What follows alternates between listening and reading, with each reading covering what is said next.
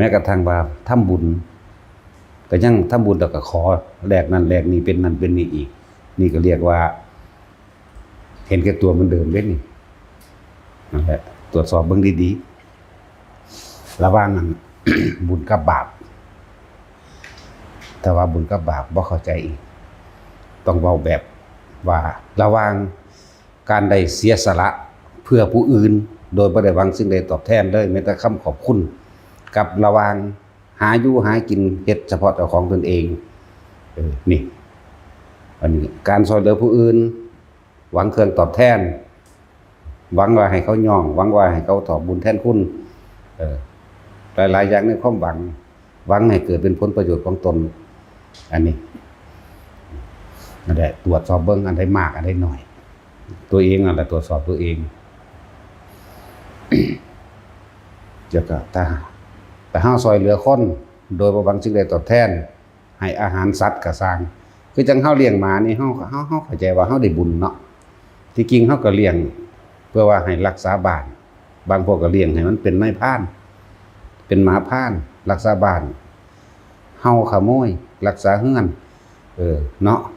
แล้วก็เอามาเป็นหมู่แก่ง่อมแก่เงาไปอันนี้ก็อยากเข้าใจว่าสิได้เด้แต่บ่ล่ะแต่เลี้ยงซื่อๆเลี้ยงโดยบ่มีอิหยังตอบแทนอันนั้นจังสิเอิ้นว่าได้บุญ แล้วจังว่าส่วนมากมันก็เลี้ยงเพราะว่ามันยึดแล้วก็เป็นเจ้าของมันพร้อมแล้วก็เอาไว้เฝ้าบ้านเอาไว้ไล่ขโมยเอาไว้เห่ายามคนมากลางคืนนั่นแหละนั่นล่ะจังซั่นคือเลี้ยงงัวเลี้ยงควายเลี้ยงไว้หยังเลี้ยงไว้ขายเนาะเลี้ยงไว้ค้าไว้ขายเด้เลี้ยงไว้ใช้งานเด้จังซั่นเหมือนกันมาก็เลี้ยงไว้ใช้งานหวังผลประโยชน์จากมันเหมือนกันงัวควายก็เหมือนกันเลี้ยงไก่ก็เหมือนกันไว้ค้าไว้ขายไว้ขายกินเนาะเลี้ยงซื่อๆนี่โดยบ่ได้หวังหยังเนี่ยมันมีบ่เอาอันนี้แหละจังเอิ้นว่า ทำประโยชน์เพื่อผู้อื่นโดยบ่ได้หวังสิ่งใดตอบแทนนี่คือเรียกว่าทำเพื่อละเพื่อปล่อยจริงๆโดยบ่ได้มีคำว่าละว่าปล่อยแต่เฮ็ดซื่อๆซะด้วยซ้ำนะบ่ล่ะนั่นแหละ อันนี้ชื่อว่าสิเข้าใจแต่ละอันแต่อย่างโอ้ยบ่ธรรมดาเด้บัดนี้คำว่าไปใช้ไปทำบุญเนาะอธิบายไปทำบุญบัดนี้เด้อใช้คำว่าบุญนั่นแหละไปตายล่ะใส่ซองจัก100นึงนั่นนี่ก็ถวายไปบัดนี้ก็ขอได้บัดนี้สาธุเด้อนะว่าได้ให้พ้นทุกข์พ้นยากนั่นเห็นบ่แต่คำว่าพ้นทุกข์พ้นยากมันก็บ่แห้งแล้วเนาะให้ถูกลอตเตอรี่รางวัลที่1มั่งให้บ่เจ็บไข้ได้ป่วยให้อายุยืนบ่ให้พัดภาคให้ด้วยเงินแสนเงินล้านให้สมหวังปรารถนาให้ลูกหลานผู้ข้าบุญรักษาเทวดาคุ้มครองเกิดพบใดชาติใดก็อย่าให้พัดพรากจากกันยังมันยังไปเกิดล่ะเกิดสุดใดก็ให้เป็นคนร่ำคนรวยคนมีเป็นเศรษฐีเจ้าฟ้ามหากษัตริย์นั่นเอิ้นว่าเห็นแก่ตัวนั่นเอิ้นว่า ทำทานเพิ่มทุกข์ทำบุญก็เพิ่มบาปพอบาปแปลว่ากังวลเร่าร้อนกระวนกระวายเด้กังวลเร่าร้อนกระวนกระวายนั่นแหละบางทีที่สิไปทำเฉยๆเลยมันสิมีบ่ใส่ซองมาแล้ว100 200หรือล้านก็สร้างเฉยไปเลยบ่คิดหยังเลยมันมีบ่เลย มันบ่ค่อยมีเด้เนาะมีแต่ขอไปตะพึดตะพื้อไปแม้กระทั่งเวลาเป็นคดีความเจ้าของผิดแท้ๆก็ยังไปทำแนวจังซี่เพื่อให้เจ้าของชนะเด้เนาะแม่นว่าล่ะจังว่าทุกคนตรวจสอบเบิ่งเด้อเกิดมามีประโยชน์เพื่อผู้อื่นจักหน่อยแล้วหรือยังนี่แหมเฮ็ดเพื่อตนเองโอ้ย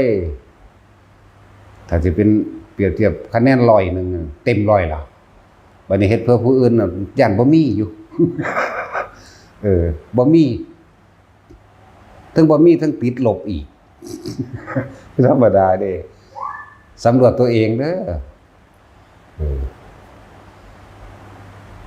ที่เฮาได้ท ำประโยชน์เพื่อผู้อื่นโดยบ่หวังสิ่งใดตอบแทนคือการเทศาสตร์พวกเศษอาหารทิพย์เข้าใจบ่เศษอาหารที่เขากินแล้วเขานั่นสาดทิ่มไปเอาตำบักหุ่งเก่าๆนี่มันบูดแล้วนี่หรืออีหยังที่ว่าแสบทิ่มซะนั่นสิได้บุญตอนนั้นแหละ เพราะว่ามันบ่คิดนำอยากว่าสัตว์ได้กินเด้บ่ว่าสิเป็นมดดำมดแดงบ่ว่าสิเป็นอีหยังล่ะให้ดินมดดำมดแดงให้ดินนกหนูหรือสัตว์อื่นๆหนูหรือที่มันนำมากินนั่นแหละตอนมันได้สำนั้นแหละ คนทั้งหลายที่ทำบุญหล่ออธิษฐานขอสิ่งนั้นสิ่งนี้เพื่อให้เกิดลาภยศสรรเสริญสักการะตลอดทั้งอยู่ดีมีสุขและเป็นไปเพื่อให้ภายภพหน้าเรียกว่าปรารถนาสวรรค์หรือปรารถนาการได้มาเกิดเป็นเจ้าฟ้ามหากษัตริย์อีกอันบ่ได้บุญซ้ำเฮาศาสตร์อันน้ำทิ้งซื่อๆเด้เข้าใจว่าอะไรพวกเจ้าขอพวกเจ้าเพิ่มตัณหาเพิ่มความอยากของตัวเองที่มันมีอยู่แล้วแม่นว่าล่ะเพิ่มตัณหาคือความอยากเพิ่มอุปทานคือความยึดมั่นถือมั่นเข้าไปอีกได้นั่นสุว่าพวกเจ้าแม่นไปเกิดตามที่ว่ามามันก็สิบ่หิวบ่ร้อนบ่หนาวบ่เจ็บบ่ปวดบ่ป่วยบ่ตายบ่เหมือนเดิมเนาะจังซั่นแหละขนาดบุญเพิ่นก็ยังว่าปุญญาภิสังขารการกระทำความดีแลกเพื่อให้ความเป็นไปบุญเป็นเครื่องตกแต่งให้เป็นไปตามที่ตัวเองยึดหรือว่าหยังกับอปุญญาภิสังขารบ่จักหยังเลยนั่นแหละจังซั่น เฮาสาดน้ำถิ่มลงไปในขี้ดินมันมีสัตว์ได้กินเด้จักว่าล่ะมันมีแบคทีเรียมันมีหยังอยู่ในหั่นอยู่เด้มันซึมลงไปมันก็สัตว์ชนิดนึงที่เฮาบ่เห็นตาเนื้อเอาไปอาจจะใส่กล้องโทรทัศน์เบิ่งสิก็ได้มีตั้งหากมันได้อันนี้เฮาบ่ได้คิดเอาเด้ฟังคำเว้าคำสอนพระพุทธเจ้าเบิ่งเด้อนะที่ว่าทำบุญเลื่อนหมื่นเลื่อนแสนหรือประมาณเพียงใดก็ช่างถ้าพวกเธอทั้งหลายยังปรารถนาในมีความหวังอันนั้นน่ะเรียกว่าทำทานเพิ่มทุกข์หรือทำบุญเพิ่มบาปเพราะไม่รู้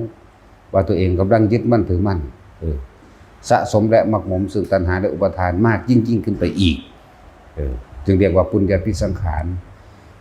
เข้าใจว่าบุญหรือทำความดีนั้น ว่าจะคล้องสิได้บุญแต่ว่าบ่รู้จักบุญจักว่าบุญมันคือความสงบเย็นคือบ่หวังบ่ปรารถนาบ่ขอนั่นเองถ้าบุคคลตั้งใจดีแล้วว่าเราจะไปให้ทานแก่หมู่เราสมณะชีพพราหมณ์ทั้งหลายผู้บำเพ็ญเพียรโดยตั้งใจแต่ว่าบ่อธิษฐานบ่ขอหยังเลยนั่นแหละจึงเอิ้นว่าบุญจักว่าล่ะพวกเจ้าสิบ่ได้เร่าร้อนกังวลบ่ได้หวังบ่ได้เพิ่มตัณหาและอุปทานนี่มันละตั้งแต่เริ่มทานแล้ว คือทั้งวานบุคคลทั้งหลายที่เข้าใจในการทำบุญและทำทานเริ่มเป็นบุญแม้กระทั่งเทเศษอาหารทิ้งลงไปในกองขยะยักเยื้อหรือในที่น้ำคร่ำน้ำคราตลอดทั้งเทหรือว่าวานเขาวานไปซื่อๆนี่ไหมโดยบ่ได้มุ่งหวังสิ่งใดตอบแทนอันนั้นจึงเป็นบุญเป็นกุศลมหาศาลแท้เพิ่นจังว่าจะกล่าวไปย้ายกับผู้ที่ตั้งใจให้ทานด้วยสละความเห็นแก่ตัวของตัวเองกับหมู่เหล่าสมณะชีพราหมณ์ทั้งหลายนี่จังสิเป็นเด้อ ส่วนมากก็คือเฮาทำทานเพิ่มทุกข์ทำบุญเพิ่มบาปคำว่าบุญที่พวกเฮาใส่อยู่เสมอนี่คือคนทำบุญว่าบุญแจกเขาเนาะบุญแจกเขาบุญพระเวทบุญกฐินบุญบวชเพื่ออุทิศจังซี่เนาะเฮาใส่คำว่าจังซี่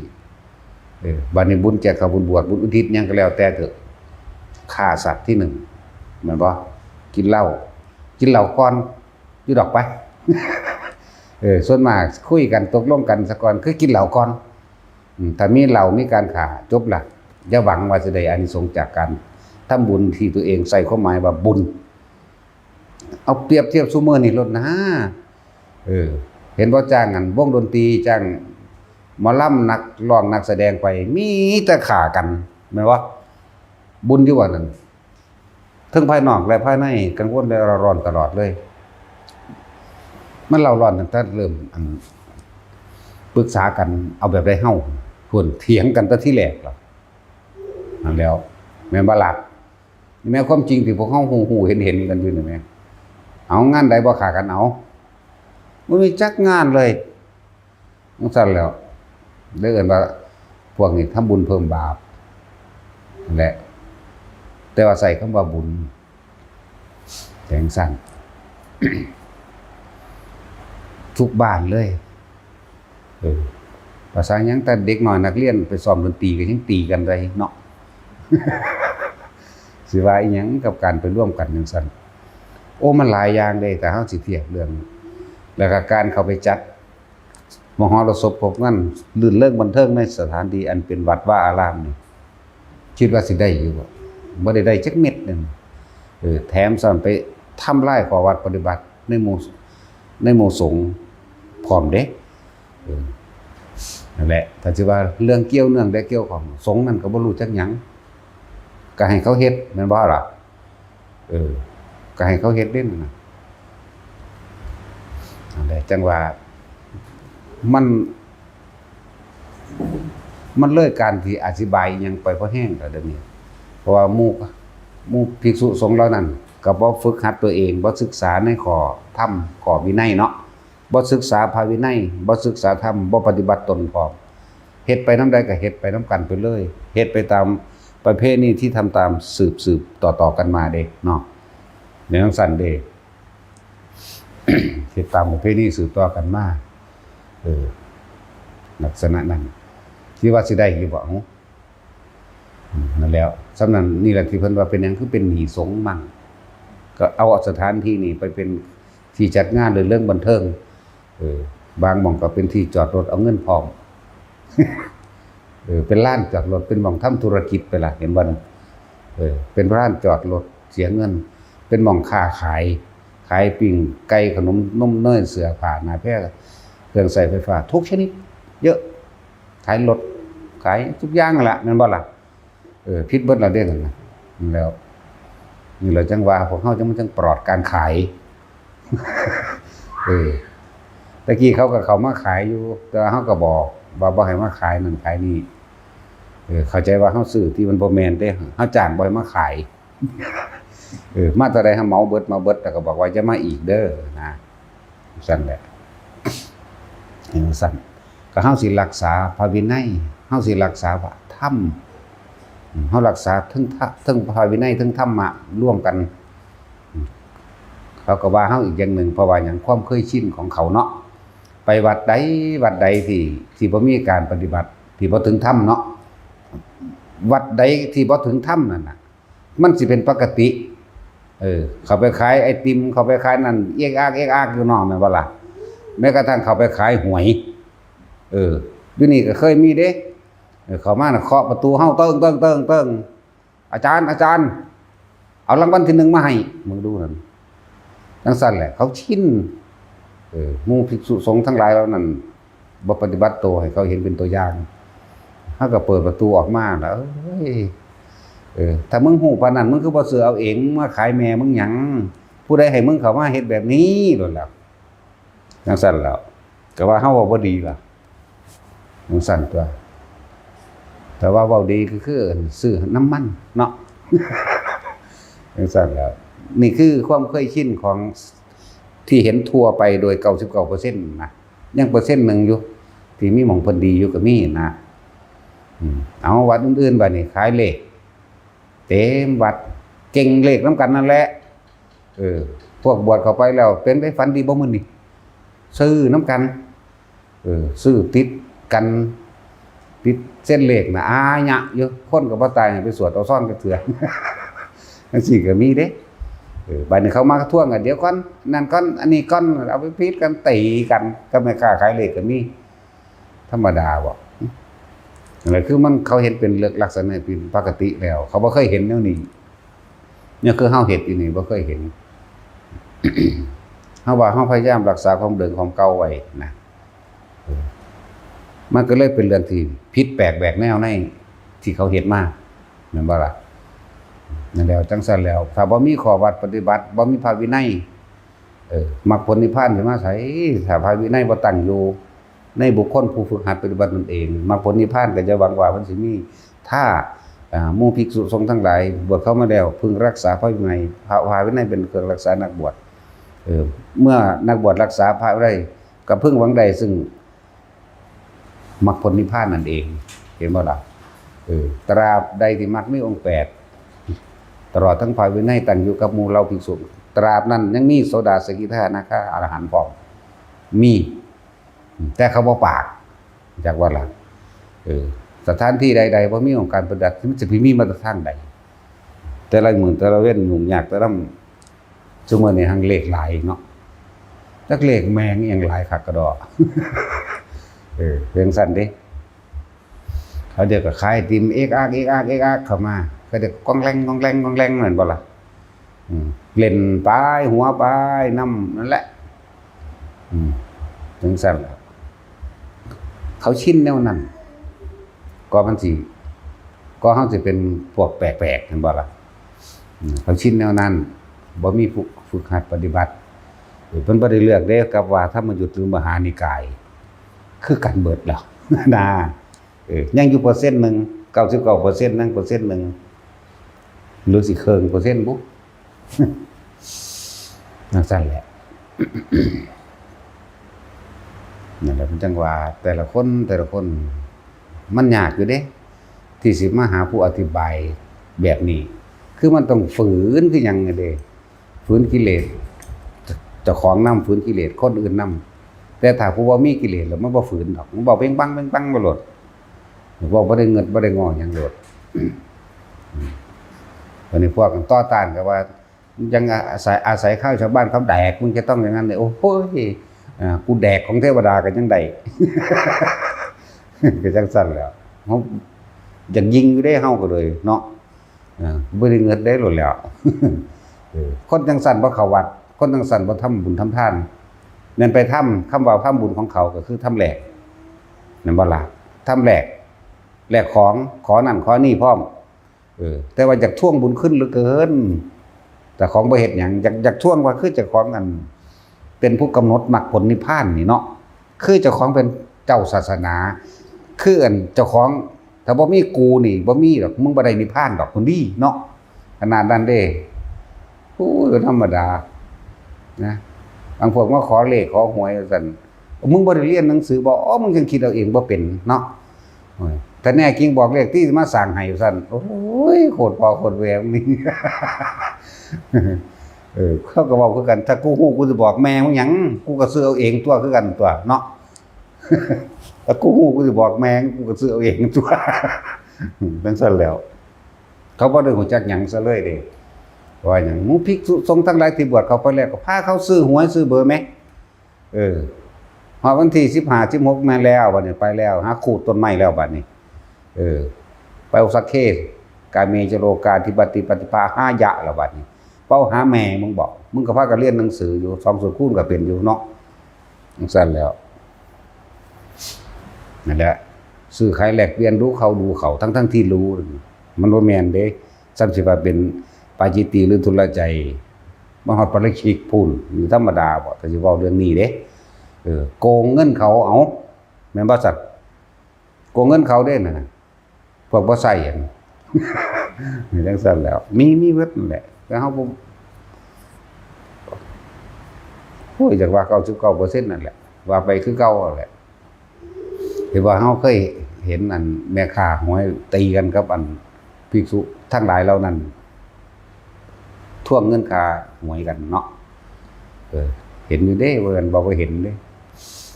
โอ้ยหลายอย่างนั่นแหละคนบ่เข้าใจดอกคือว่าแต่คนมันแปลว่าบุญเพียงสั่นบ่แม่นว่าเขาบวชเข้ามาแล้วสิได้บุญเลยเด้บ่แม่นเด้อเจ้าคำขอบวชเจ้าว่านิพพานสัจจิกิริยานี่เห็นบ่นี่ก็คือว่าข้าพเจ้าขอรับภาคอาสา วัดนี้มาทำให้แจ้งซึ่งพระนิพพานเด้เจ้าท่านแกงนี่บ่แม่นรับภาคอาสาวัดแล้วได้บุญเป็นผู้มีบุญบ่ทันแม่นเด้ถ้าอยากมีบุญก็ละความอยากได้มากเท่าไหร่ละกิเลสได้มากเท่าไหร่ก็ยิ่งมีบุญมากเท่านั้นแหละอันนี้บุญยังต่ำยังปฐมยังต้นก็คือความสงบบุญยังระหว่างกลางกับละไปที่โสดาสกิทาคาไปที่บุญยังสูงคือบ่อยากได้หยังเลยตัวนั่นแหละจังเอิ้นว่าบุญอีหลีบาดนี่คือว่านั่นแหละสำรวจตัวเองเด้อไผก็ดีตั้งแต่เกิดมาจนเท่าเดี๋ยวนี้พวกเจ้าเคยเฮ็ดอีหยังโดยบ่หวังสิ่งตอบแทนบ่เฮ็ดน้ำข้นก็ตามเฮ็ดน้ำสัตว์ก็ตามแล้วสำรวจตัวเองดีๆถ้าบ่มีวัดพาเฮ็ดนี่เอาจ้างก็บ่ฮู้จักหยังนี่แม่นบ่ถ้าบ่มีพระพาเฮ็ดเด้ภิกษุสงฆ์ก็บ่ทันว่าจักว่ายังสัตว์อยู่จักว่ายังมีความเป็นสัตว์อยู่เด้สัตว์แปลว่าหยังจักว่าก็แปลว่าผู้ยึดติดถือมั่นในความอยากและยึดในสิ่งที่ตัวเองหวังไว้ตัณหาและอุปาทานนั่นเองนั่นแหละเอิ้นว่าสัตว์บ่เที่ยวกับสุดบันไดดอกแต่ว่าสุดก็อีกระดับนึงนะแล้วทุกคนสำรวจตัวเองเด้อเวลาเฮาเอาหน่อไม้ไปให้เขาหรือเอานั่นอันนี้ไปให้คนในญาติพี่น้องกันซั่นมันยังทวงบุญคุณเนาะสิภาษาหยังกับเฮ็ดกับผู้อื่นที่บ่แม่นญาติเนาะส่วนมากก็ให้โดยความลำเอียงว่านี่คือญาติบ่ซั่นหรือความพอใจอันนี้คือหลานอันนี้คือตระกูลพ่อตระกูลแม่ลำเอียงเพราะนี่คือเพื่อนลำเอียงเพราะรักเนี่ยเลยเอาให้ก็มีความหวังได้ล่ะทั่วไปคือบ่ให้โลดเนาะจังซั่นแล้วก็มีความหวังว่าเขาสิกลับมาช่วยเหลือเจ้าของเองจังซี่แม่นเอาวัตถุสิ่งของให้คนก็เลยให้คนทั่วไปโดยญาติเจ้าของก็ตามบัดนี้มาให้หมู่ภิกษุสงฆ์ท่านภิกษุสงฆ์ก็ยังขอมั้ยนั่นแหละจึงบอกว่าทุกคนสำรวจตัวเองคักๆพวกเจ้าเคยเห็นโดยบ่หวังสิ่งใดตอบแทนมีอยู่บ่คั่นนะจนเท่าเดี๋ยวนี้แหละยังแอบคิดอยู่บ่เอาแบบว่าล่ะก็ช่วยจะหวังอยู่ว่าซุมื้อนี่เศร้าเด้บ่ซั่นเจ้าก็ไปเกิดน้ำตาหวังนั่นแหละไปเกิดน้ำเจ้าหวังนั่นแหละจิตติดที่ไหนหมายถึงว่าคิดถึงสิ่งใดที่ตัวเองปรารถนาก็ตัวนั้นสิเป็นตัวเอิ้นว่าสัตว์แปลว่าผู้คล้องอยู่เกี่ยวอยู่ยึดติดอยู่ยึดติดกับสิ่งที่เจ้าอยากได้เข้าใจบ่ล่ะบัดอย่างสั้นมันเลยบ่พ้นจากทุกข์พ้นจากเกิดจักเทื่อต้องเฮ็ดแบบบ่ต้องไปสนใจว่าไผสิไปจังได๋ดอกแล้วจังว่าพาทุกๆคนเฮ็ดนี่หลายๆคนที่ท่านเข้ามาแล้วนี่หลวงพ่อเน้นย้ำเสมอจะขอเด้อเจ้าขอเด้อนะพวกเจ้าสิบ่จักได้ว่าพวกเจ้าทุกข์เพราะว่าพวกเจ้าขอพวกเจ้าปรารถนาพวกเจ้าเวียนว่ายแต่เกิดเพราะพวกเจ้าปรารถนาหนึ่งท่านมาแล้วขาดออกเลยสองท่านที่ให้มานี่เพิ่นบ่เก็บไว้อยู่แล้วล่ะสร้างสิ่งที่มันเป็นสาธารณประโยชน์สร้างสิ่งที่มันเป็นสาธารณกุศลพร้อมเข้าใจบ่ล่ะบ่ขอบ่หวังบ่ปรารถนาทั้งทางบ้านนี่ผลทานนี่เห็นบ่นี่เกิดกลายเป็นบุญกุศลกรรมดีไปเลยนี่เพิ่นพาเฮ็ดบัดนี้คือสร้างถนนหนทางนั่นคือปลูกต้นไม้เฮานี่บ่ได้ใส่ยาฆ่าแมลงบ่ได้อีหยังทั้งสิ้นโดยธรรมชาติเลยแน่เลยกลายเป็นสงเคราะห์ทั้งคนและสัตว์เนาะทั้งมนุษย์และอมนุษย์พร้อมบัดนี้มันมีเกี่ยวเนื่องกันไว้ทั้งมนุษย์คือทุกคนอยู่เดี๋ยวนี้มนุษย์ก็มดดำมดแดงก็ว่าไปปวกก็ว่าไปแมลงเพี้ยเพ้อก็ว่าไปแล้วมนุษย์อีกประเภทหนึ่งคือภูมิเทวดาลูกค้าเทวดาเข้าใจบ่นี่นั่นแล้วจังซั่นเขาก็หาสถิตอยู่คือกันนั่นล่ะนะสิไปไสนะบัดนี้เลยเป็นเกิดกลายเป็นอานิสงส์บัดนี้เฮาสิบางที่การทำมาค้าขายหรือยังเลยเป็นอานิสงส์แปลว่าอารมณ์ที่พึงปรารถนาอารมณ์ที่พอใจเด้อานิสงส์ แต่ว่าบ่ได้หวังอานิสงส์เพิ่นนำเฮ็ดให้เลยนั่นแหละบ่ได้หวังอานิสงส์ที่ว่าทานมาแล้วจะขอเด้อพวกเจ้าจะทำทานเพิ่มทุกข์ทำบุญเพิ่มบาปท่านตัดขาดเลยท่านถิ่มไปเลยบัดนี้อานิสงส์ตัวนี้เพิ่นเฮ็ดให้บัดนี้ของท่านได้เกิดกลายเป็นอานิสงส์ที่ว่าได้อารมณ์ที่พึงพอใจได้สิ่งของที่พึงพอใจโดยบ่รู้ว่าเจ้าของปรารถนาเข้าใจบ่นี่เฮ็ดบ่หวังแต่ว่ากลับได้เฮ็ดหวังแต่บ่ได้นะเฮ้ยอธิบายพากันเข้าใจบ่จักน้อยก็ห้องคือคนดิจังซั่นแหละพวกเจ้าสิเดินทางไปมาสะดวกเพราะอานิสงส์การสร้างถนนหนทางบ่ติดขัดในการเดินทางเฮ็ดอีหยังก็สะดวกสบายคือหมายถึงว่าเดินทางไปพุ่นไปพี่แม้ว่าสิคือสิติดขัดจังว่าตกรถจังซี่ก็มีคนหับไปหรือรถห้างรถเสียตอนกลางทางก็มีคนมาซอยยันไปซ่อมสมัยจังซี่นะหรือว่าอานิสงส์แห่งการสร้างถนนนั้นก็เป็นแบบนี้นะไปถึงจุดหมายก็ว่าไปนั่นแหละบัดนี้ปลูกของอยู่ของกินต้นไม้นี่อานิสงส์มหาศาลอันนี้จากคนนี้อานิสงส์ที่หาประมาณบ่ได้เขาว่าหาประมาณบ่ได้มันมีหวังสุดเด้แม้นว่าอารมณ์พวกเจ้าสิไปเฮ็ดเกิดเป็นสัตว์พวกเจ้าก็เป็นสัตว์มีอยู่มีกินสิว่าหยังกับคนเนาะคนก็มีอยู่มีกินนั่นแหละคืออื่นว่าเฮาสิได้อารมณ์ที่พึงปรารถนาคือความพอใจโดยที่เฮาก็บ่ฮู้ว่ามันเกิดจากหยังเกิดจากเฮาบ่หวังบัดนี้ว่าสิพิมพ์หนังสือบัดนี้เนี่ยสร้างสติทั้งปัญญาได้บัดคือเฮาพิมพ์หนังสือสวดมนต์จังซี่คำสื่อสวดมนต์คือคำสอนพระพุทธเจ้าเด้เป็นการให้สติเป็นการให้ปัญญาเป็นการบอกทางให้พ้นทุกข์ได้เลยเนี่ยหนังสือธรรมะเฮาก็เฮ็ดอยู่แล้วหนังสือสวดมนต์นั่นแหละที่พวกเฮาสวดมนต์ทำวัดนี่การสร้างถนนหนทางเฮาเฮ็ดอยู่แล้วเนาะการสร้างกุฏิและวิหารเพื่อรองรับบุคคลทั้งหลายผู้ตกทุกข์ได้ยากพวกเจ้าว่าพวกเจ้าบ่ตกทุกข์ได้ยากบ่ตกทุกข์ได้ยากแล้วจังมานี่เห็นว่าล่ะแต่บ่เห็นทุกข์มันก็บ่แล่นหาธรรมเด้แม่นบ่สังสรรค์ตัวเห็นทุกข์จึงแล่นหาธรรมเพื่อหาทางสิออกจากทุกข์นั่นเองก็เลยต้องมีสถานที่รองรับเรียกว่าวิหารทานก็ว่านั่นแหละ พวกเจ้าก็เป็นคนที่มีที่อยู่อาศัยได้มาโดยง่ายโดยสะดวกโดยบ่ได้ขับแค้นเครื่องหยังละนี่จะเอิ้นว่าอานิสงส์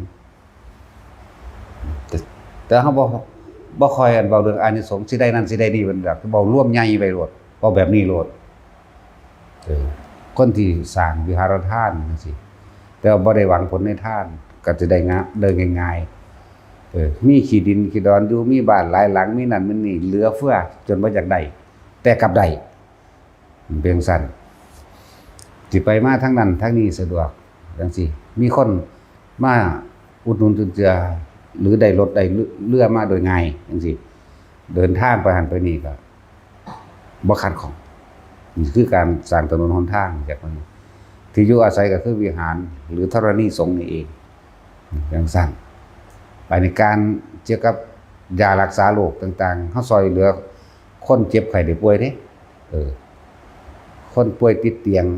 หรือหลายๆอย่างละเยอะแยะพวกคือเฮ็ดเบิดทุกอย่างเลยอะไรที่มันเป็นแบบสาธารณะเลยเฮ็ดเบิดคนบ่มีข้าวกินก็เอาไปให้จังซั่นแหละคนบ่มีข้าวกินหรือว่าถ้ามันมีขนมนมเนยอย่างหลายจังซี่เอาไปเป็นทานกับเด็กน้อยนักเรียนจังซี่หรือบริจาคให้สู่โรงเรียนเลยล่ะโรงเรียนขอนั่นขอนี่มาก็ให้ไปขอไฟสว่างก็ให้ไปนั่น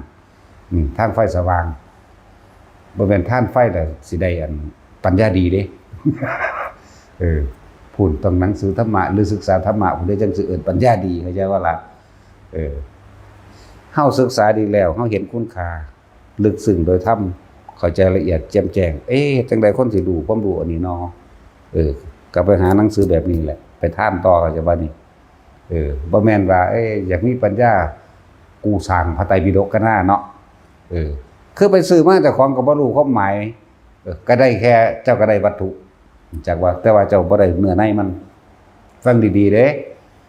เจ้าบ่ได้เนื้อในมันเด้ว่ามันไปซื้อไปเอาซื้อนี่มาตู้นึงตึ๊บว่าเจ้าของมีปัญญาแล้วยังต่อของรู้แกงในหั่นซะก่อนจังเฮ็ดจังได๋มันสิแพร่กระจายไปนอนี่จังหากจังสิเป็นปัญญาแล้วเพิ่มเสริมเติมปัญญายิ่งๆจักว่าล่ะบ่ซั่นผู้ใดว่าแต่มีเงินก็ซื้อได้เบิดตัวก็เฮ็ดได้เบิดตัวเปรียบเทียบง่ายๆคือพระผู้เพิ่นไปฝึกหัดปฏิบัติตนเองมันในป่าในเขาออกมาแล้วรู้แจ้งเห็นจริงออกมาแล้วโอ้อันนี้ของจริงอันนี้ของปลอมอันนี้เป็นแบบนี้อยากให้คนพ้นทุกข์จริงๆตามที่ตัวเองพอรู้ไปเห็นมาเห็นบ่ซั่นเพิ่นก็เที่ยวเฝ้าสั่งสอนแสดงบอกแนะแนวทางให้แบบนี้แหละเข้าใจบ่ล่ะนี่มันจังเสริมตื้มไปกันนั่นแหละก็ยังว่าปัญญามันเอาให้กันบ่ได้เจ้าของต้องฝึกฝนโดยตนเองเมื่อใดปัญญาแล้วสติปัญญาแล้วเฮ็ดจังได๋ผู้อื่นสิได้น้อก็จังมาเป็นครูผู้ฝึกให้สอนให้บ่แม่นว่าคนบ่รู้หนังสือมันก็ซื้อได้ถ้ามันมีเงินเนาะซื้อมาเลยพระไตรปิฎกสุดนั้นสุดนี้เอาไปถวายกูได้ปัญญาแล้วบ่แม่นเดือดร้อนเฮาต้องมีทางเฮาต้องรู้จักบ่แม่นฟังสืบต่อกันมาว่าโอ้ยภาษาลีบุตรเพิ่นสร้างพระไตรปิฎกเด้เพิ่นจึงมีปัญญาแม่นบ่สังสรรค์เด้มันบ่แม่นได้เพิ่นรู้ลึกซึ้งเฮ็ดจังได๋สิเป็นประโยชน์ต่อไปนอนี่เพิ่นก็รู้เนื้อในหนังสือนั่นพร้อมเพิ่นจังสร้างแม่นบ่บ่แม่นตั้งสร้างก็ดีอยู่อย่างนึงพวกเจ้าได้วัตถุซื่อได้วัตถุพวกเจ้าบ่อึดหนังสือแต่ว่าพวกเจ้าบ่รู้ความในหนังสือจังซั่นแหละหลายคนเป็นแนวนั้นเดี๋ยวนี้เนาะหนังสือสวดมนต์พระหงส์มหากาหนังสือเมตตาใหญ่หลวงปู่จรัญเพิ่นเฮ็ดเนาะเพิ่นรู้เนื้อในมันแห้งพอแห้งก็ได้เพิ่นจังอยากให้คนรู้แจกไปเนาะแต่บางคนบัดนี้เพิ่นเขาว่าห่วยกูมีเงินเท่านั้นน่ะสั่งเอาหน้าแล้วก็ไปถวายวัดนั้นเจ้าของก็ยังทองบ่ได้เจ้าของก็ยังบ่ฮู้จักหยังเนาะเขาเจ้าก็ได้หนังสือนั่นแหละพวกเจ้าก็ได้แต่ว่าพวกเจ้าบ่ได้เนื้อในบ่ได้ใจแต่บ่ได้ใจตนเพราะพวกเจ้าบ่ฝึกหัดบ่ศึกษาในตนเองจังแต่อยากตายที่ก็ทั้งพากันอันถวายหลอดไฟตัวบัดนี้ให้ความสว่างทั้งหลอดไฟตัวเนาะมันก็ตาทิพย์ตัวแต่อยากได้ปัญญาดีก็ต้องศึกษาพระธรรมละเอียดแจ่มแจ้งดีแล้วแม้นสิละบ่ได้ก็สร้างแต่ว่าเป็นผู้บอกทางใดเข้าใจว่าล่ะเหมือนกันกับพระอานนท์เพิ่นก็มีลูกศิษย์เป็นพระอรหันต์หลายเด้ล่ะเนาะเพิ่นก็บ่ได้เป็นอรหันต์เพิ่นสอนได้โอ้ยหลายคนดอกจังอันหลวงพ่ออีหยังที่เขาเจ้าว่าเถรโบราณเปล่าลูกศิษย์เป็นอรหันต์ก็หลายเน้นก็เป็นอรหันต์ลูกศิษย์เพิ่นเด้ล่ะแต่ตัวเองละพันใดจักว่าล่ะมันนั่นก็มีเด้นั่นแหละเหมือนกันกับพวกเจ้าได้ท่านหนังสือแต่ว่าพวกเจ้าบ่ได้เนื้อในหนังสือนะจังซั่น ก็เลยอยากในตำราว่าเอาประทีปจุดตะเกียงหรือท่านแสงสว่างก็ได้ตาทิพย์อาจจะแม่นนะแต่ถ้าได้ปัญญาก็พวกเจ้าต้องศึกษาเนื้อในมันซะก่อนเด้บ่แม่นซื้อหนังสือไปเลยเหมือนกับพวกเจ้าบ่อึดหนังสือนั่นแหละแต่บ่เรียนหนังสือนะบ่เป็นตะงงเนาะความจริงเป็นจังซี่อีหลีเด้อความจริงมันนั่นน่ะผู้เพิ่นรู้แจ้งแตกฉานออกมาดีแล้วบอกทางใดแต่กูละบ่ทันใดโอ้เฮ็ดจังได๋สิมีประโยชน์นะผู้เขามีปัญญายิ่งๆละได้กว่าเฮาต้องมีจังซี่จังนั่นแหละมันจังเพิ่มปัญญาให้ตัวเองไปละในขั้นต่อไปเข้าใจว่าล่ะบ่แม่นได้ยินแต่เขาว่าว้ายเพิ่นจะมีสติปัญญาถวายหนังสือธรรมะเด้อหลายโพดแนวมนต์นี่มนต์พิธีมาเป็นปึกแต่สวดได้จักบทบ่พูดได้หั่น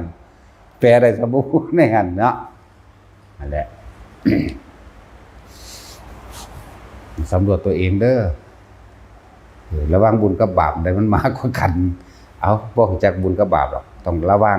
การทำประโยชน์เพื่อผู้อื่นโดยไม่หวังสิ่งใดตอบแทนกับการหากินเฉพาะตัวเองหรือการทำอะไรก็ช่าง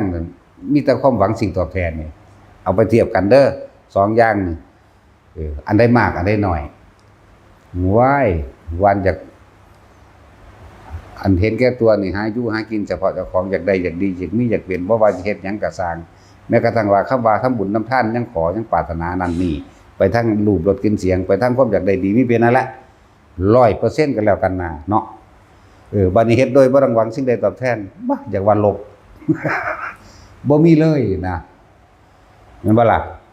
จริงๆเด้ออันนี้เด้อนั่นแหละฟังเอาให้มันดีให้มันเป็น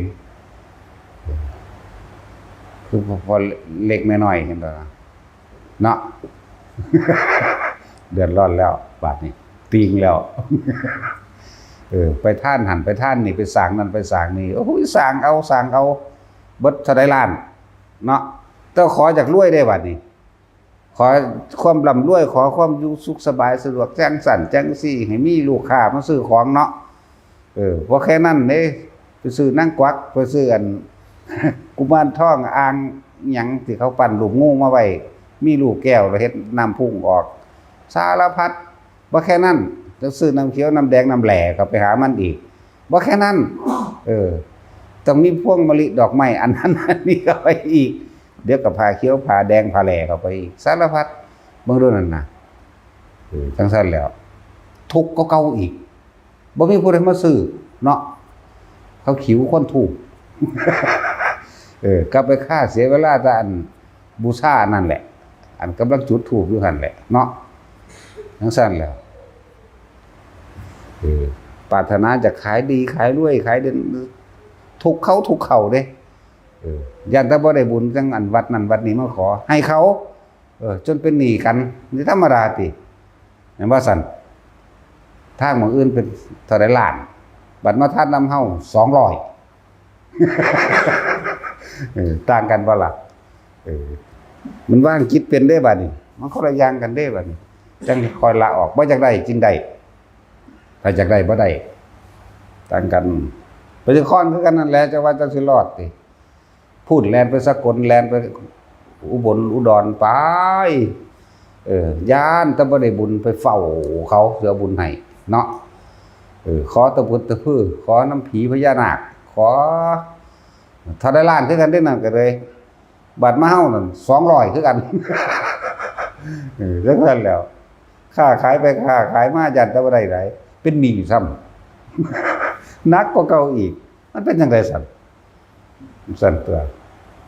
บักอันนั้นมันขายก๋วยเตี๋ยวมันอยู่สุดซอยซ้ำซึ่งมันบ่กล้าว่ามันสิมันบ่อยากได้บักมึงส่งชาติโลดเด้อว่ามึงเฮ็ดไปเถอะว่ามันก็ขายได้มันก็ออกรถซ้ำบ่มีอีหยังเด่นอยากบ่นี่มันเลยมีอันพวกว่าเจ้าของมีต้องอยากมีแล่นไปเฮ็ดนั่นเฮ็ดนี่ว่าถ้าเขาบอกเขาจิตตัวไปเฮ็ดหยังก็ไปเฮ็ดเขาซื้อตัวเอาปูนเอาเหล็กไปปั้นนาคเห็นบ่นั่น ทุกข์เก่าๆสมน้ำหน้าบ่บาดนี่ เป็นหนี้พร้อมอยากได้หลายผู้อยากได้หลายเป็นหนี้เนาะพวกบ่อยากได้กลับมีขึ้นมาเด้นั่นแหละ ทำบุญก็บ่แม่นบุญอันนี้ว่างคิดใหม่เด้อผู้ใดฟังอยู่ทางบ้านก็เลยอยู่ในนี่ก็สร้าง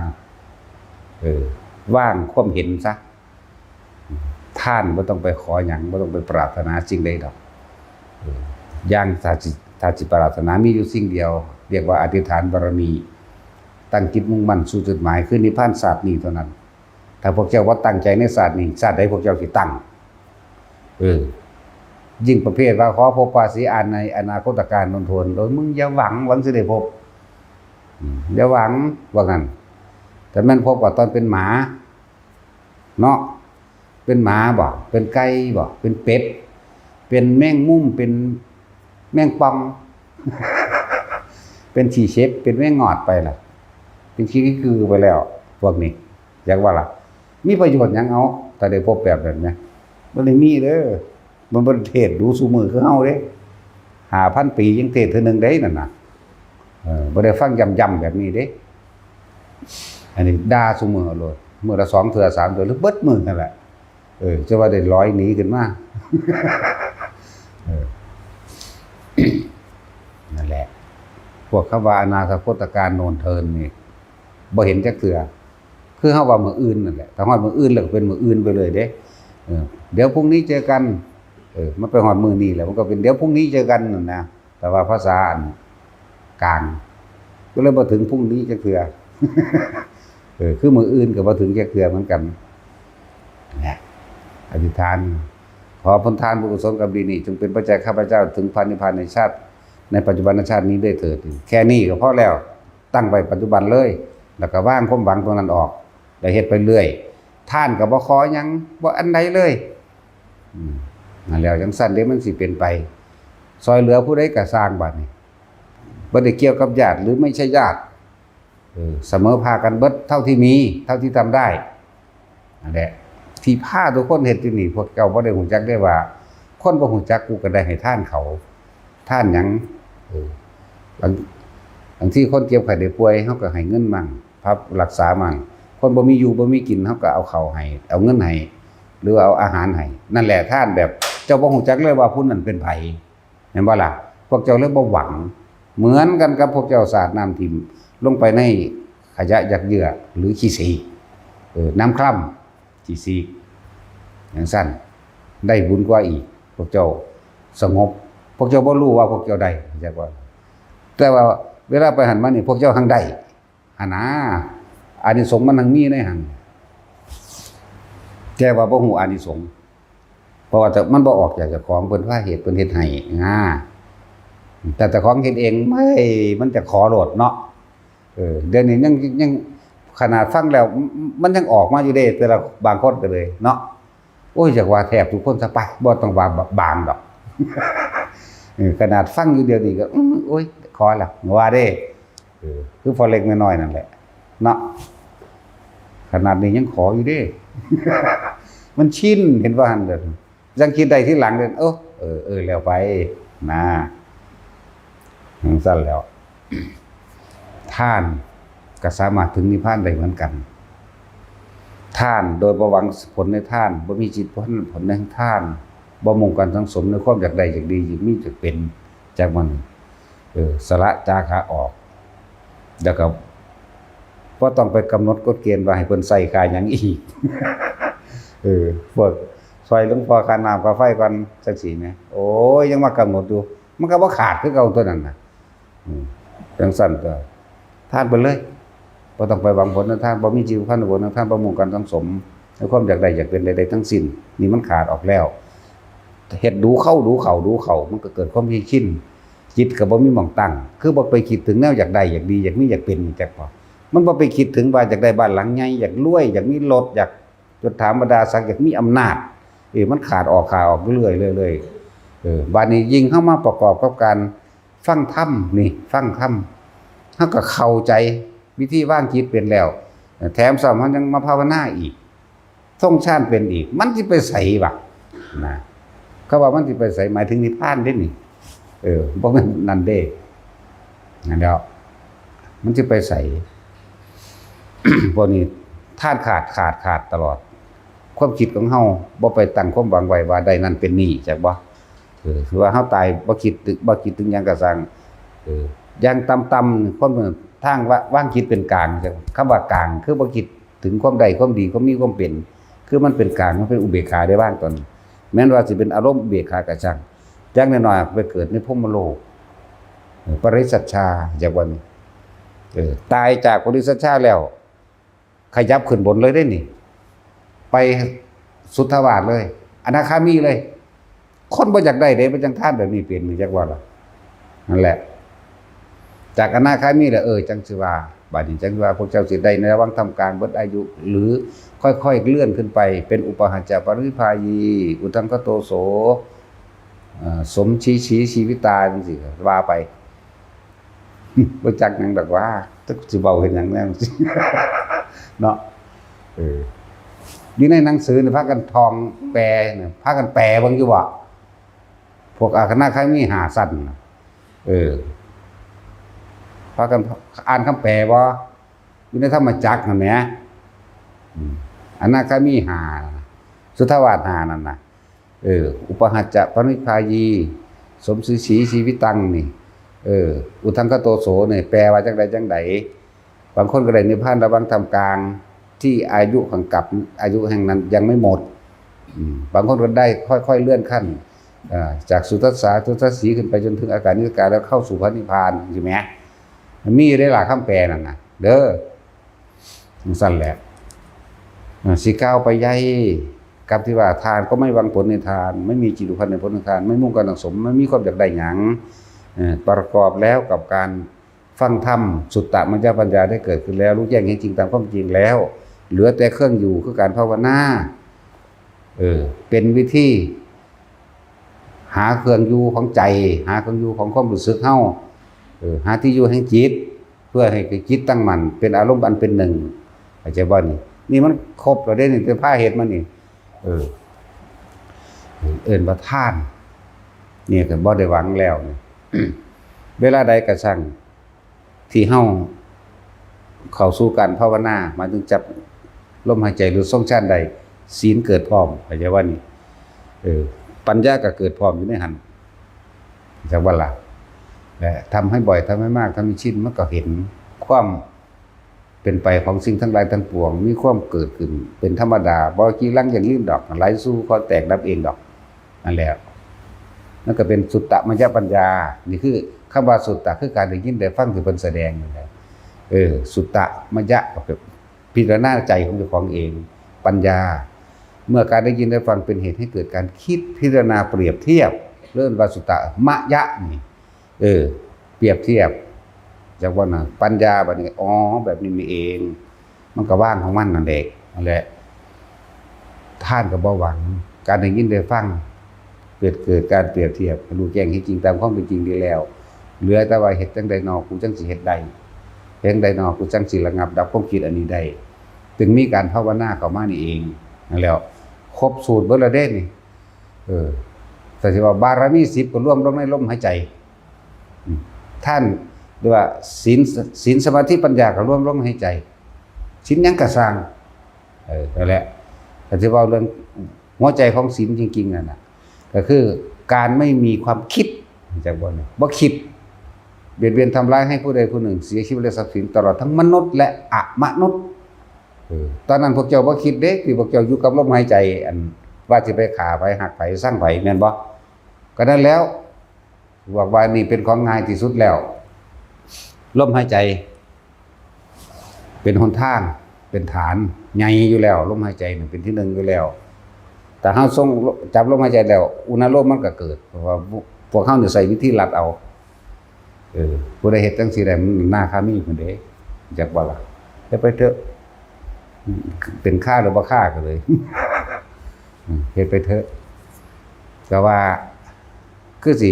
สุดยอดในวิธีว่าสั่นแล้วง่ายแล้วนะสั่นแล้วง่ายแล้วคำว่าง่ายนี่คือเฮ็ดก็ง่ายโดยบ่ต้องไปอาศัยสถานที่อยู่ไสโดยบ่ต้องไปอาศัยเวลาใดอีกง่ายเพราะว่าหยังเพียงแค่เฮาคิดถึงมันถึงลมหายใจปุ๊บแน่ง่ายแล้วบ่เลือกการสถานที่บ่เลือกเวลานั่นบ่เฮ็ดได้เลยได้ล่ะขึ้นอยู่กับสติของเจ้าของเองเมื่อฟังเข้าใจดีแล้วฝึกหัดปฏิบัติแล้วตัวเองผู้เป็นผู้เฮ็ดเองก็สิรู้แจ้งในตัวเองดอกตอนกูอยู่ในอุณโลมนี่นึบๆอยู่นี่นะมันคือสบายแท้เนี่ยก็เปรียบเทียบเอาเองนั่นแหละเว้ยกูบ่ได้ไปเล่าร้อนกังวลกูบ่จักไปฆ่าไผหักไผสั่งไผได้นี่ตัวถ้าออกจากจุดอุณโลมไปแล้วคนไปกังวลเรื่องนั้นเรื่องนี้แล้วแม่นบ่ล่ะซั่นแล้วเลยบอกว่าเป็นวิธีที่สะดวกที่สุดแล้วง่ายที่สุดแล้วบ่มีอีหยังสิยิ่งกว่านี้อีกดอกแล้วความคิดของคนนี่บ่มีไผบังคับไผได้เด้มีแต่ตัวเองเท่านั้นเด้ที่ใช้การบังคับตนเองแล้วก็เอาความคิดบังคับความคิดมันยังลึกล้ำเข้าไปว่าบังคับบ่ได้อีกจักบ่นี่บังคับว่ามึงอย่าคิดนี่ก็มาคิดอยู่นั่นแหละว่ามึงอย่าคิดนั่นแหละความคิดจักว่าฉะนั้นเพิ่นจึงเอาลมหายใจเฮาเองลมในตัวเองเป็นเครื่องล่อเครื่องหลอกเครื่องลวงล่วงบ่ให้ความคิดไปหาผู้อื่นให้ความคิดนี่คิดเข้ามาหาตัวเองคือคิดรู้สึกตัวในลมนี่แหละ นั่นแหละความคิดระงับความคิดบ่ได้ไม่ใช่ว่าล่ะแต่ว่าก็ต้องอาศัยความคิดก็คิดถึงลมนี่เด้ลมเนียนเขาเนียนเขามันก็ลืมเรื่องเล่าต่างๆเก่าๆของตัวมันก็ลืมเรื่องเล่าเก่าๆมันก็บ่คิดหยังเอาไปมากก็คิดตั้งมั่นเกิดเป็นจุดอุณาโลมขึ้นมาหรืออาการปิตินี่แหละจุดอุณาโลมก็ดีขึ้นมาแล้ววิธีภาวนาของเขาก็เป็นวิธีที่มื่นตาเหมาะสมกับเบิดทุกคนและอานาปานสติดีบ่ได้เลือกจริตนิสัยจักสิเว้าให้มันฟุ้งเฮ็ดหยังจริตหกมันบ่หาแต่ไปเลือกกรรมฐานอันใดที่ว่าต้องเหมาะสมกับอย่างนั้นบ่เอาลมโลด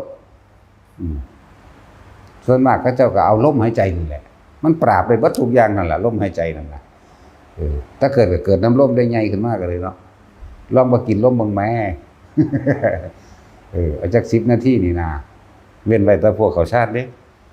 พวกนั้นเขาบ่หายใจดอกพวกนั้นหายใจทีเดียวโดนๆจังหายใจอีกทีนึงเป็นเราเองดอกพวกนั้นจังสิเว้าไปหยังดอก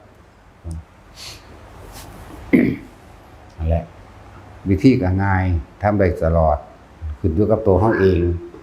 บ่มีผู้ใดบังคับความคิดไปได้แม้กระทั่งความคิดตัวเองก็ยังบังคับความคิดตัวเองบ่ได้เด้อมีแต่ใส่กุศโลบายล่วงให้มันคิดกับลมอาจจะว่าละบานมาแล้วเมื่ออยู่นี่แล้วการทรงฌานเจริญฌานเกิดจิตตั้งมั่นเป็นสมาธิเมื่อจิตตั้งมั่นเป็นสมาธิแล้วปัสสติมันผ่อนคลายโดยตัวของมันเองมันผ่อนคลายโดยตัวของมันเองเพราะว่าเฮาสร้างเหตุคือลมนี่เหตุคืออุณาโลมนี่เมื่อสร้างเหตุดีแล้วผลก็มาเองดอกจังซั่นจังว่าให้แต่ละคนฝึกหัดตนเองเด้บ่มีผู้ใดเฮ็ดให้ไผได้เด้อแนวนี้เด้อเจ้าของเฮ็ดเอาเองพวกกับเมียก็เฮ็ดให้กันบ่ได้ดอกลูกกับพ่อแม่ก็เฮ็ดให้กันบ่ได้ตัวเองเฮ็ดเองล้วนๆแหละตรวจสอบตัวเองบัดนี้ระลึกเบิ่งระวังความดีกับความเลวระวังสิ่งที่เป็นประโยชน์ต่อผู้อื่นโดยบ่หวังสิ่งใดตอบแทนกับระวังสิ่งที่เป็นประโยชน์กับตัวเองบ่ว่าสิเฮ็ดหยังก็สร้างเพื่อตัวเองอันใดมากกว่ากันแต่ว่าบุญกับบาปมันบ่เข้าใจหยังดอกคนซุมื้อมันบ่จักบุญจักบาปรู้จักตั้งแต่ว่าอันใดกูได้นั่นบุญกูบารมีกูเข้าใจว่าล่ะคนรวยๆคนมีเงินคนมีอำนาจเขาว่าบารมีโดดเด้บารมีพ่อบารมีแม่บ่แนวนั้นน่ะจักว่าล่ะแนวฆ่าเจ้าของเด่นใส่อำนาจไปในทางที่ผิดนะเวลาตกอับมันหนักกว่าหมู่ซั่นเด้นั่นน่ะสดใส่เขาเท่าใดนั่นแหละจะคิดว่ามีอำนาจอยู่ทางบรรดาศักดิ์สิเอิ้นบารมีเด้บ่แม่นเด้อบารมีแปลว่ากำลังใจที่สละเพื่อผู้อื่นได้เด้จังสิเป็นไปได้บารมีคือการเสียสละออกมันใส่ทรัพย์ผิดคือเฮาทำบุญนั่นแหละแต่ว่าทำบุญขอตะพึดตะพื้อทำบุญหาแมงมึงบอกเนาะถ้าบ่จังซี่มันก็บ่เครียดมันก็บ่จักว่าอารมณ์เจ้าของเป็นใดคนมานำอันบ่ม่วนก็หลายอยู่เด้ เนาะเวลาเครียดมันก็บ่คิดเบิ่งแน่มึงเครียดให้เขาเฮ็ดหยังเนาะผู้ใดเป็นผู้เครียดเนาะไผล่ะก็เจ้าของตัวคนเว้าเสยอยู่ ซั่นแหละแต่จังว่าเทียบเบิ่งว่าเจ้าของทำเพื่อผู้อื่นกับทำเพื่อตัวเองอะไรมากกว่ากันพวกเจ้าไปปลูกหมกฮุงไปปลูกม่วงอยู่ที่เจ้าของหน้าเจ้าของหวงว่าสั่นเนาะพวกเจ้าปลูกอยู่นี่บ่หวงเด้แล้วแต่มึงสิเป็นได้แม่นของกู เข้าใจบ่มันบ่แม่นของกูส่วนไปปลูกน้ำไม้น้ำหน้าของกูเข้าใจว่าล่ะบัดนี้เอาตั้งแต่เกิดมาสมมุติว่าเห็นบักม่วงต้นนั้นพอดีได้รับมรดกเนาะบักม่วงต้นนั้นก็จักไผปลูกล่ะไม่เห็นเลยก็ยังของกูเด้นั่นแต่ของบ่ได้ปลูกก็ดีเนาะเห็นบ่ล่ะหน่อไม้เต็มอยู่ซั่นหน่อไม้กูโลดเด้จักไผปลูกจังซั่นแล้วมันสิตายน้ำของกูนั่นแหละเที่ยวเกิดเที่ยวตายอยู่จักว่าล่ะลองบ่มีของกูจักอันจักอย่างดูมันจะหยังมาเกิดเดี๋ยวนี้นั่นแหละเฮ็ดอีหยังก็ของกูเฮ็ดอีหยังก็ของกูแต่เฮ็ดอยู่วัดบ่ของกูเด้บักจกงามๆก็เอาทิ่มได้ บัดนี้ถ้าของกูบักจกเฮียนโอ้แท้งอยู่ว่าซั่น ไปซูนหินก็ได้โอ๊ยเอามาเบิ่งโลดฝนโลดเนาะลองของวัดเบิ่งดูบัด ของวัดกับของหลวงเด้อบ่ได้สนใจเครื่องตัดหญ้าปาดตำเป่งไปเลยเด้บินหักบ่ทนขาดว่าสัตว์ทิ่มซื้อไหมนั่นบ่เป็นของกู จักว่าล่ะมันเลยบ่ห่วงมันเลยบ่ทุกข์แต่อันใดของกูลองเบิ่งแหมแต่ว่าตัดอย่างนั้นแข้งแล้วแข้งอีกเด้ย่านนั้นไปถึกเหล็กย่านไปแต่ถึกหินเนาะอีหลีแล้วนั่นแหละของกูมันจักว่านั่นพวกเจ้ายึดอยู่ในอันพวกเจ้ากำลังเฮ็ดบัดนี้มักจกก็คือกันมักจกหลวงหรือมักจกวัดซัดไปเลยแล้วแต่มันงัดเอาจนดำหักพุ่นแม่นบ่ล่ะงัดเอาจนมันบินพุ่นอีหลีนี่แล้วก็บ่แม่นของกู มันเลยบ่หวงมันเลยบ่แบกมันเลยบ่ถูกแต่อันใดของกูแล้วโอ้ยมักจกเพิ่นก็เฮียนกับเจยแล้วอยากว่า มันเจยแล้วด้ามก็ขี้หลายยังแพงขนาดนั้นแต่ของเพิ่นที่มันบ่แม่นที่เนาะอีหลีนี่แหละมีดก็ทิ่มสระน้ำปลาพุ่นซื้อมาใหม่ๆนั่นแหละก็มันบ่เป็นของกูมันเลยลืมแต่ของกูบ่ลืมก็แล้วกันขาดบันไดหรือห่างบันไดก็นำหาอยู่ว่าซั่นสมมุติว่าเขายืมไปแต่ของฟันบินบานไว้ตามเลยเขาไปฟันเครื่องใหม่จัดขาดมาอันนั้นขอมาคืนเด้อเอาวางไว้หันเอาไว้หันละเนาะดึงมาเบิ่งแม่เอ้ยบินเบิดของกูนั่นแล้วล่ะเฮ้ยหูนั้นกูว่าให้แมงยืมอีกหรอกว่าเด้ตั้งแต่ของฟันบินบานไว้แล้วเด้นั่นเพียงสั้นอีหลีแน่นอน1,000,000%อยู่แล้วอีหลีนี่แล้วเป็นจังซี่บ่แม่นเด้อแต่ของเพิ่นเนี่ยเฮ้ยหวงแพงว่าซั่นสมน้ำหน้าถ้าว่ามันเกิดตายนี่แหละเนาะ แต่อันใดบ่แม่นของกูมันบ่ห่วงเด้แต่เขาถามจักแล้วบ่ได้เอาไปได้หลักบ่แม่นผู้นั้นบ่ผู้นี้บ่คุณโยนความผิดไปล่ะถ้าของกูเบิ่งดูมึงแล้วเอาไปแล้วย่ำกันว่าซั่นจนผิดกันฆ่ากันนำของกูนั่นแหละเพราะซั่นที่ว่าพวกนี้ฝากชีวิตไว้นำมันจกห่างๆบานๆบินๆแหละจกพอบางคนก็ตายบ่ห่วงบักฮงปอตายเพราะห่วงบักม่วงกระดันเนาะห่วงหน้าใหม่จังซี่ก็มีเด้แหละอันใดของกูเอาทางลองเบิ่งแม่มันบ่ถูกโดดเนาะอันใดแต่บ่เป็นของกูบ่ถูกเด้แม่นบ่ล่ะอยู่ไรว่าบ่แม่นเอาสมาทานตื่นแล้วนอนบ่เนาะบัดนี้เนาะ